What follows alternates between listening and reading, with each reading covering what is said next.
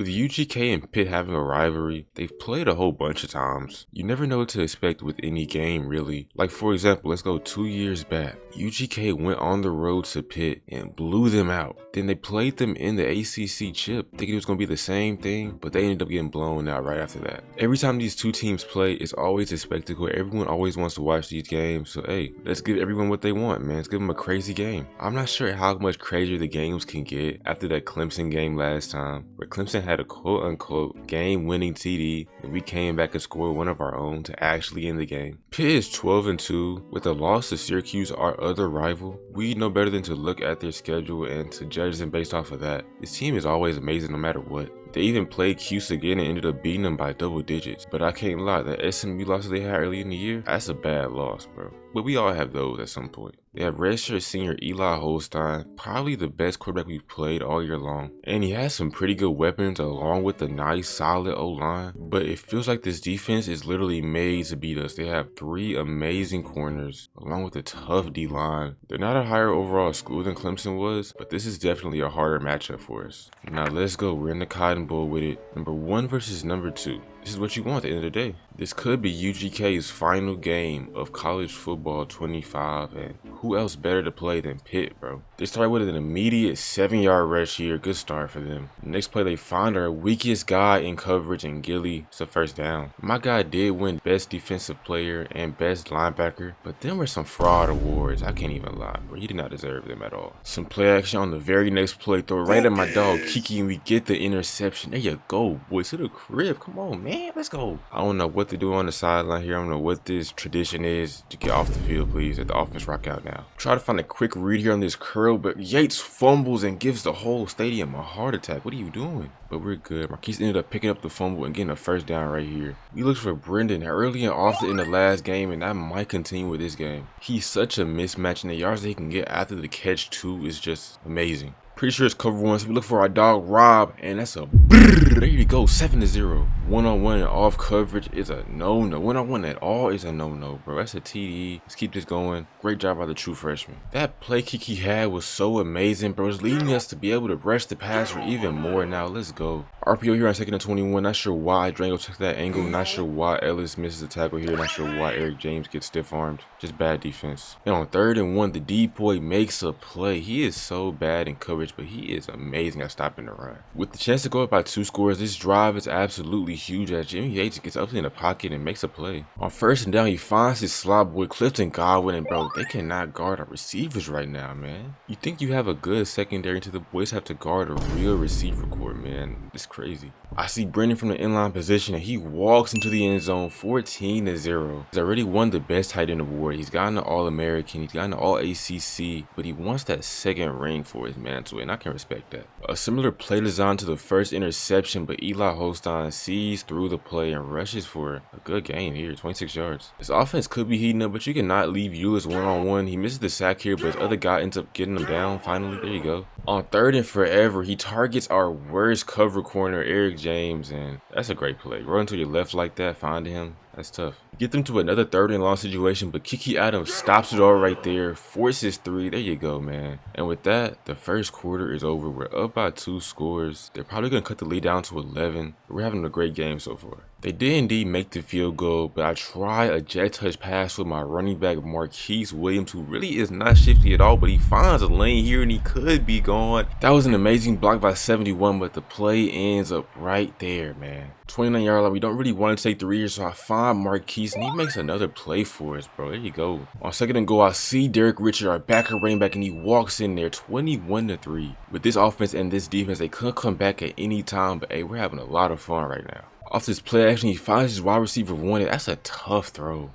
Now the offense is finally heating up, starting with this run game, and man, that's a lot of room. I think they found the key to scoring on offense. They're running the ball up our throat. Balls. This was a horrible drive by the defense, but they were going to score at some point. 21-10. Just could not stop the run at all, and they took advantage, bro. Being up 11 and go up by 18 with the touchdown here. Dime off this double move. There you go. There's just no one else like him in college football. That's why he won the best tight end award so easily. I haven't tried Schlegel one-on-one yet. I'm going to throw it to him, but of course the ball falls right to the open defender, bro. With every throw at a sack animation, the defense gets magnet ball and picks it off every single time. We sent 4 guys here, but nobody can win their reps, so 82 is wide open. I don't know if he's a tight end or what position does this guy play? It does not seem to matter, as he is just getting whatever he wants from wherever he lines up. We send an all-out blitz, but Eric James just cannot hang with really anybody in coverage, and that's a touchdown, bro. And they're just like that, they're back in the game. But I think they made a pretty big mistake kicking it to one of the best returners in college football, Derek Richard, RB2. That boy could be gone, but he doesn't have straight line speed for real, and he gets caught. 3rd and 7, Brennan's wide open, but because Jimmy Gates is not 100% healthy, he misses the pass. It seems to be tradition for this rivalry, bro, but what would this game be if UGK's quarterback was not 100% healthy playing throughout the game, bro? And that's the half. Just as we expected, we're neck and neck with these guys, pause. 2 great teams, 2 of the best teams in the nation battling out. Let's see if we can get this dub. We get the ball after half, and Richard makes a pretty tough play here, and he could have been gone again, but he went out of bounds early. Marquise Williams seems to be a playoff riser. He has never made this many plays, really ever. Like, he's always been a solid back. Run the ball, get average like 4 or 5 yards a carry maybe. Catch the ball out of the backfield, just do solid things. But he's legit been a playmaker today. Or not just today, but throughout this whole playoff run, including the Clemson ACC championship game. Let's try this one more time. Not much pressure in the pocket. Schlegel one-on-one. Can you make a play? And he drops it in the end zone, bro. He had it in his hands, man. I should have just thrown the ball to Clifton on that crosser. 3rd down, Schlegel and Rob Jordan are taking breaks on this play, but we find Z and he does something nice right there. 2nd and 1, and we call the worst play ever for what the defense was doing, and that's a 13-yard loss on a sack. With Jimmy Yates being this injured, we cannot play as aggressive as we would like to. We're going to see a lot more Richard and Marquise Williams runs now. 38-yard line is basically no man's zone, too short for a punt, too far for a kick. Man, we tried to go for it, just didn't work out in our favor. Pitt has a 3rd down, he throws it right at my user. I don't know why he didn't react to the ball, and he is loose for a big game. The next play, 27, is just Jamar Chase, bro. Nobody could even catch him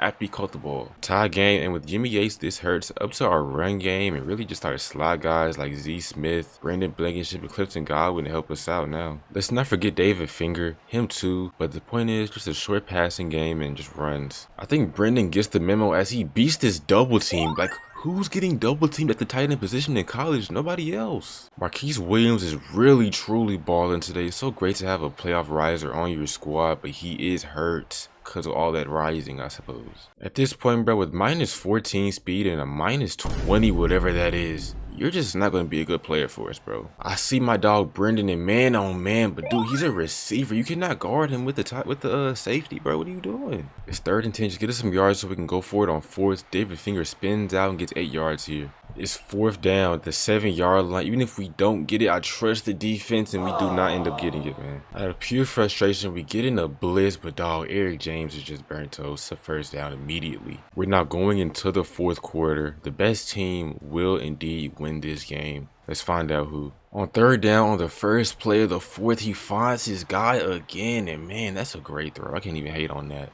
On 1st down, Sparks gets in the backfield and makes a play. -3 yards. Force a punt and get the O back on the field, please. 2nd and 13, we get in man, but dude, Nacho makes an amazing play. There you go. On 3rd and 13, we get in man coverage again. He tries Eric James, but he's not going for that. There you go, boy. He is super duper questionable in coverage, bro. But man, is he not super clutch? He makes clutch plays all the time. The ball is in our hands with under 5 minutes left to go. It's time to chew this clock and end the game. We get a big time 3rd and 3 here on this RPO. I find my guy Brendan, but he does not get the 1st down. On 4th and inches, we get a little risky, but I find a lane here. There you go, Richard. Get some yards after that, too. Under 2 minutes left. We have another 3rd down. I find my guy Schlegel, and bro, he is so good after the catch. 1st down. It's almost about time for them boys to start calling timeout. Schlegel again, and dude, he makes another play and gets another 1st down. I don't know how, but Marquise Williams ends up back in the game, but you're hurt, buddy. What are you doing? It seems we have to absolutely bury this guy on the depth chart for him to not get back in the game, so that's what we do, bro. And on 3rd down, we give it to our running back too, and he makes a play and gets a 1st down for us, bro. One more first and the game is over, and Richard makes the play. Another first down. Now it's just time for our kicker to make the kick.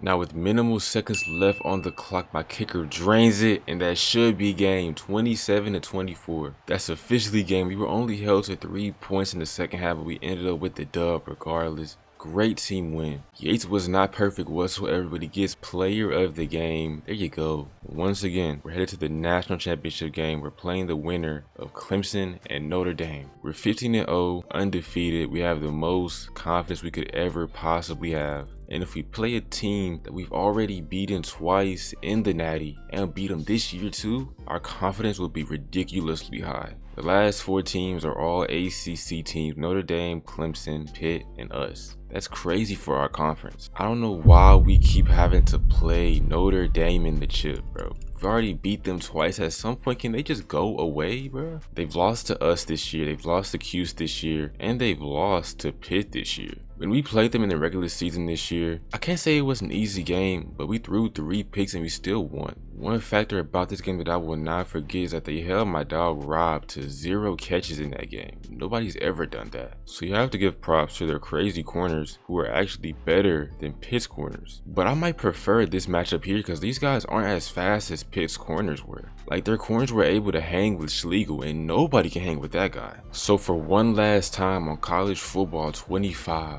we're playing in the national championship game against Notre Dame. If anybody can do it one more time, it's us with Jimmy Yates, Rob, Schlegel, Kiki Adams, Amani Nacho, Ellis Robinson. We can do it, bro. We can do it. We get the rock first. Yates, you can potentially get your first ring here, man. You have to ball out. And on the first play of the game, you have a break in coverage. Clifton Godwin is wide open on this corner. Brrr. There you go. We call 4 verts on 2nd and 7, but this pass rush gets there, man. At this point, just try and get a little bit closer because we're not going to punt from this close. 4th and 8, both of my tackles lose and we do not get the ball out in time. I don't know if he would have got that anyway. 3rd and 5 for him, but he has all day in the pocket and he eventually finds whoever Gilly is guarding, and that's a first down. He finds his receiver, we don't tackle him, and Luther gets put into the dirt, bro. He almost gets a first down here too. He finds 5 here again, another first down for this offense. And they're running the ball well. This is not looking good for us, bro. Off the RPO, and they finally put us out of our misery. 7-0. Nacho gives up a touchdown. A turnover on downs turns into a touchdown. Maybe we should just punt the ball. Who knows? I don't know. Game is not even close to being over. It's only the first quarter. We have to lock in. Marquise Williams gets his first down for us. And he gets some yak too. I've never really seen a crazy playoff riser before. This guy is like that. Next play, we find our 6'7" tight end. I don't know why he doesn't get more PT. He is nice. 13 yards. Richard's wide open here in his angle route. Gets a nice juke here too. That's a tough play. They don't follow Schlegel down the field, and he is wide open in the corner. Brrr, there you go. 7 up. I didn't know if he was in bounds at first, but hey, 7 up, bro. Their ball now. We get a sack on the first play, and we get a quick stop. We don't give up a single first down on this drive.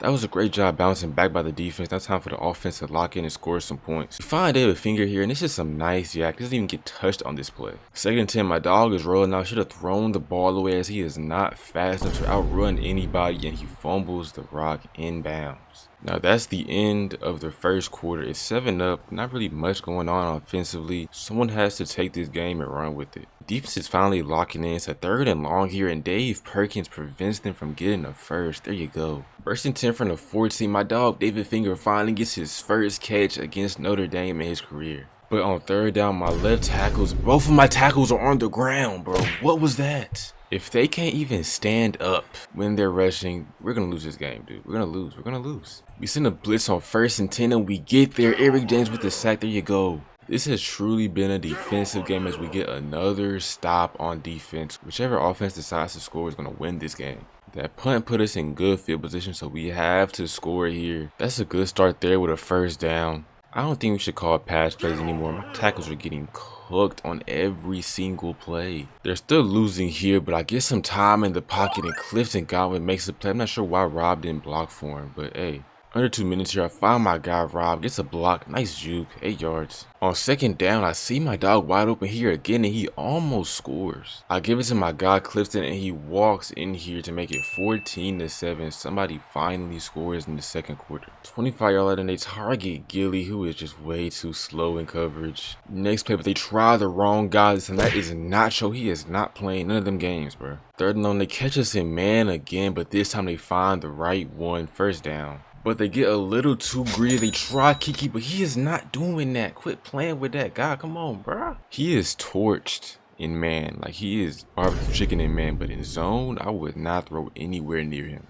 Halftime. This is how every Notre Dame game goes. It's a low score. You pick it up late in the game and end up winning. That's how it goes. Off the play action, we're getting man once again, but my guy Ellis Robinson does not know what to do with 14 in coverage. Then 14 switches sides and does the same thing to Nacho, another first down. They have a third down here and they try 5 and he makes a play for them again. That's a touchdown, 14 up in the chip. It doesn't feel like the offense is really underperforming. They're just not really scoring that many points and getting stops, but hey, this is a good start here from Clifton. Britton is wide open in the flat and that's a first down. There you go, boy. Thought I had Rob down the sideline, but this is a great play by their corner, even though he's like 5 foot tall. We have a fourth down sit show here and Marquise makes a play for himself. There you go, even though his jukes are horrible. Great play. It's first down. They're almost triple teaming my guy Schlegel here. What a throw, 21-14. I've never seen that before. They're like blatantly trying to guard him with 2 or more guys. That's crazy. Third down for the Irish. Not much is open at all. Corey Kaysen and Buckley combined for a sack right there. There you go. With this much time left in the game, only 50 seconds until the fourth, the goal is to shoot the clock, hang on to the ball, and score another TD and really ice the game. And if Marquise is going to be running the ball like this the rest of the game, we might be able to do that. Second and long, this is pretty obviously, man, they're not even trying to hide it, so I find my guy Rob, first down. That's it for the fourth quarter. If we can hang on to this win, we'll be back-to-back national champions, and we'll have had 3 chips in this series, all against Notre Dame. Full true clock mode, a first down here will be absolutely huge. My guy Jimmy Dace finds the lane and gets a first down for us. Let's go. Notre Dame lines up in this super light box here. I'm not sure what they're thinking. That was not bright at all. 12 yards and a first down. We give it to our guy again on first down and we should be able to slide into the 2-minute warning here. On third and goal, we call a screen play, but it does not get blocked up very well. They make a play of their own. We still have a chance to go up by 2 scores. In a high pressure situation, my kicker makes it 14-24. If we can get a stop here, bro, that'll be game. First and 10, a minute and 40 left, and 14 is just baptizing Ellis Robinson. Oh my lord. 7-11, they call 4 verts, and we can guard that. Now Bonner gets the sack. There you go. Third and long, I have my guys play off coverage, but Eric James just gives up a 20-yard play. Of course he does. 47-yard line now. Everything is bagged up once again, and Buckley and Ulis Washington combine for a sack. Third and 22, we're getting in man coverage here. Not sure what he could find open, and he finds Dave Perkins' man, 7 yards. Fourth and 15, the whole season is on the line. It's game or it's game, and Django gives up a touchdown on the final. Alright, bro. Alright, so we're up 3. We're still good. So we just have to grab the ball and the game is over. They have 1 timeout. Come on, somebody. Schlegel, Finger, what are you? That's supposed to be the hands team, but not a single person up there has reliable hands. Where's Jordan? Where's Brendan Blankenship? Where's our guys at? You have a backup slot and you have deep threat out there. What are we doing? Notre Dame has 1 final shot at winning the game. Like I said before, they have 1 single timeout. We cannot give up a TD by any means necessary. And come on, Nacho. I would guess they're going for the tie because they're getting in a condensed formation with 2 tight ends. I'm not sure why. I'll be trying to go for the win if I was them. But hey, minus 2 yards here. So they called their final timeout. 2nd and 12 from the 34-yard line. Getting in an empty formation. It's all or nothing here. We're getting in man 2. What's there to find? Nothing at all. It's a bag, and Ulis gets him down. There you go. With no timeouts and there's no time left on the clock, they sent all their guys to the end zone. Basically, they should not be able to snap this ball on time, and they do not. That's a game. And my UGK Rockstars are back-to-back champions with 3 chips to their names. What a way to end college football 25. A finale, if I must say. Now it's on to 26, man. Jimmy Yates with another crazy performance, player of the game, MVP of the national championship. We flick up at the end of the game, and I don't know why this guy is holding the chip. Do not let him hold none of my trophies at all. Give it to like Yates or like Rob Jordan or something. A special performance from the whole squad. We did our thing, one final game just for the culture. We put on for UGK, we put on for Alaska and them boys. Whoever lives in Alaska, you know. I actually ended the year off with 3 1,000-yard receivers. Actually 3 guys with over 1,200 yards. Clifton ended up getting 1,400 almost. When it comes to the draft, we sent 3 guys to the NFL. Ellis Robinson went in the 1st round, Marquise went in the 4th round, and Brendan Blankenship went in the 6th. Now in real life, a 6'4" slot corner ball hawk, Eric James, who can just be just a playmaker, dude. Even if he's not the greatest in coverage, he's going like the first 2 rounds. So I don't really care about what this says, you know what I'm saying? In my head, he went in the 1st round, and he dominating the NFL right now in my head, you feel me? Not even just him, our backup tight end, Bradley Hatcher, 6'7", moves like as well as anybody. And even Brendan going into the 6th, Brendan would probably go top 5 if he was out in the draft, bro. He's insane. But that has been it for my UGK Rockstar series on College Football 25. Hope y'all boys had as much fun as I did making this. It's your boy Neat the Red, and I'll see y'all in the next game.